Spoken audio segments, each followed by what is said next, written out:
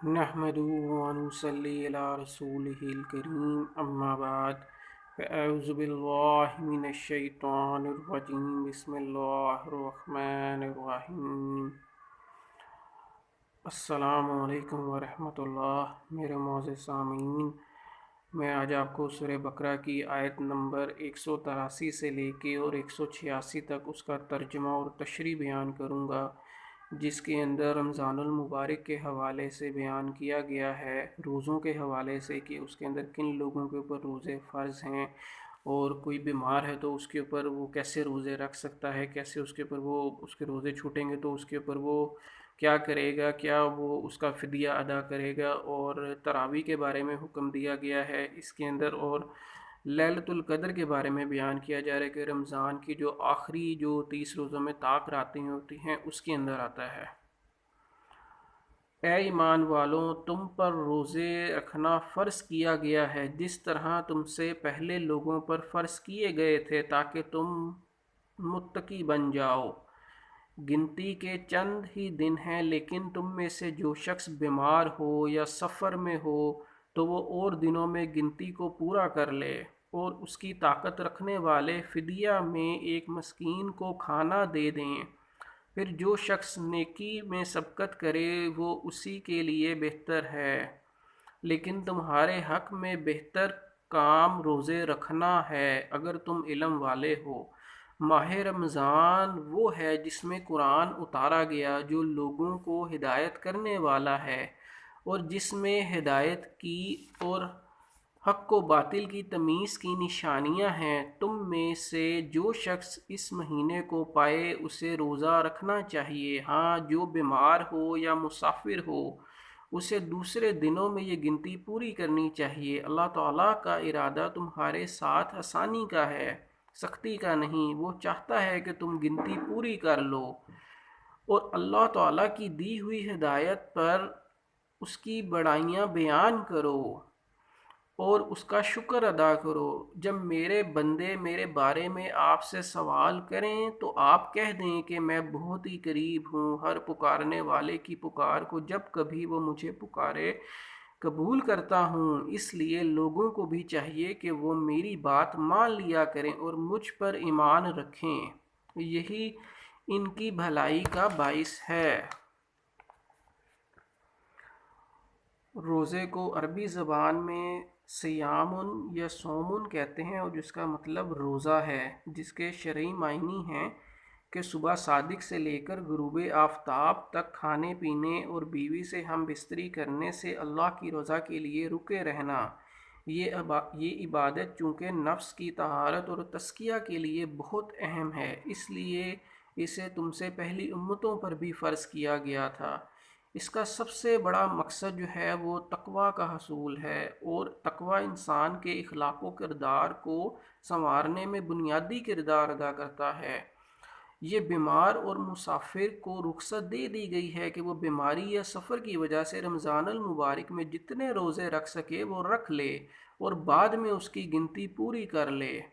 یہاں پر حضرت ابن عباس رضی اللہ تعالیٰ عنہ سے منقول ہے، امام بخاری نے بھی اسے پسند کیا ہے، یعنی جو شخص بڑھاپے یا ایسی بیماری کی وجہ سے جس سے شفا یابی کی امید نہ ہو روزہ رکھنے میں مشقت محسوس کرے، وہ ایک مسکین کا کھانا بطور فدیہ دے دے۔ لیکن جمہور مفسرین نے اس کا ترجمہ طاقت رکھتے ہیں ہی کیا ہے، جس کا مطلب یہ ہے کہ ابتدائی اسلام میں روزے کی عادت نہ ہونے کی وجہ سے طاقت رکھنے والوں کو بھی رخصت دے دی گئی تھی، اور اگر وہ روزہ نہ رکھیں تو اس کے بدلے ایک مسکین کو کھانا کھلا دیں۔ لیکن بعد میں فَمَن شَهِدَ مِنْكُمُ الشَّهْرَ فَلْيَصُمْهُ کے ذریعے اسے منسوخ کر کے ہر صاحب طاقت کے لیے روزہ فرض کر دیا گیا۔ تاہم زیادہ بوڑھے دائمی مریض کے لیے اب بھی یہی حکم ہے کہ وہ فدیہ دے دیں، اور حمل والی اور دودھ پلانے والی عورتیں اگر مشقت محسوس کریں تو وہ مریض کے حکم میں ہوں گی، یعنی وہ روزہ نہ رکھیں اور بعد میں روزے کی قضا ادا کر دیں۔ جو خوشی سے ایک مسکین کی بجائے 2 یا 3 مسکینوں کو کھانا کھلا دے تو اس کے لیے زیادہ بہتر ہے۔ رمضان میں نزول قرآن کا یہ مطلب نہیں کہ مکمل قرآن جو ہے وہ رمضان المبارک میں نازل کیا گیا۔ رمضان کی شب قدر میں لوح محفوظ سے آسمان دنیا پر اتارا گیا اور وہاں بیت العزت میں رکھ دیا گیا، وہاں سے حسب حالات 23 سالوں تک اترتا رہا۔ ابن کثیر اس لیے یہ کہنا کہ قرآن رمضان میں یا لیلۃ القدر یا لیلۃ المبارکہ میں اترا یہ سب صحیح ہے، کیونکہ لوح محفوظ سے تو رمضان میں ہی اترا ہے، اور لیلۃ القدر ایک ایسی رات ہے، یعنی اس رات میں بہت فضیلتیں بیان کی گئی ہیں، جس کے بارے میں یہ بیان کیا جا رہا ہے کہ یہ رات جو ہے وہ 1000 مہینوں سے بہتر ہے، 1000 مہینے کی عبادت کا ثواب ہے ایک لیلۃ القدر کی رات میں۔ رمضان میں نزول قرآن کا آغاز ہوا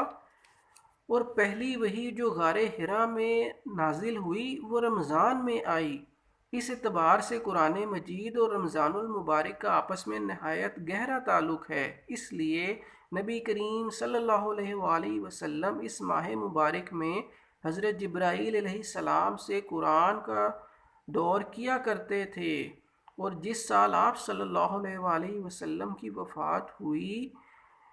تو آپ نے جبرائیل علیہ السلام کے ساتھ 2 مرتبہ دور کیا۔ رمضان کی 3 راتوں 23، 25 اور 27 میں آپ صلی اللہ علیہ وآلہ وسلم نے صحابہ رضی اللہ تعالیٰ عنہ کو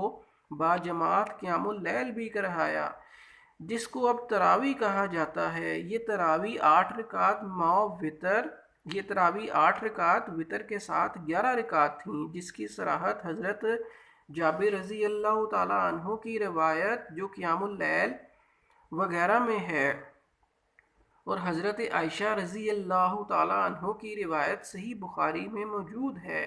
نبی صلی اللہ علیہ وآلہ وسلم کا 20 رکعت تراویح پڑھنا کسی بھی صحیح حدیث سے ثابت نہیں ہے، البتہ چونکہ صحابہ کرام رضی اللہ تعالیٰ عنہ سے 11 رکعت سے زیادہ پڑھنا ثابت ہے، اسی وجہ سے محض نفل کی نیت سے 20 رکعتیں یا اس سے کم یا زیادہ پڑھی جا سکتی ہیں۔ رمضان المبارک کے احکام و مسائل کے درمیان دعا کا مسئلہ بیان کر کے یہ واضح کر دیا گیا ہے کہ رمضان میں دعا کی بھی بڑی فضیلت ہے، جس کا خوب اہتمام کرنا چاہیے، خصوصاً افطاری کے وقت۔ قبولیت دعا کا خاص وقت بتلایا گیا ہے، تاہم قبولیت دعا کے لیے ضروری ہے کہ ان آداب و شرائط کو ملحوظ رکھا جائے جو قرآن و حدیث میں بیان ہوئی ہے، جس میں سے 2 یہاں بیان کیے گئے ہیں کہ یہاں پر 2 خوشیاں بیان کی جا رہی ہیں، ایک اللہ پر صحیح معنوں میں ایمان اور دوسرا اس کی اطاعت و فرما برداری۔ اسی طرح حدیث میں حرام خوراک سے بچنے اور خوش و خضوع کا اہتمام کرنے کی تاکید کی گئی ہے۔ یہاں پر رمضان کے بارے میں یہی بیان کیا جا رہا ہے کہ ہمیں سب مسلمانوں کو رمضان کے روزے رکھنے چاہیے تاکہ ہم اس سے اپنے گناہوں کو جو ہے وہ بچا لیں، اور اس سے جو ہے وہ رمضان کے روزے رکھنے سے ہماری صحت بھی جو ہے وہ بڑی بہتر ہوتی ہے۔ آپ اس کو ضرور سنیں اور لوگوں تک شیئر کریں، اور میرے چینل کو ضرور سبسکرائب کریں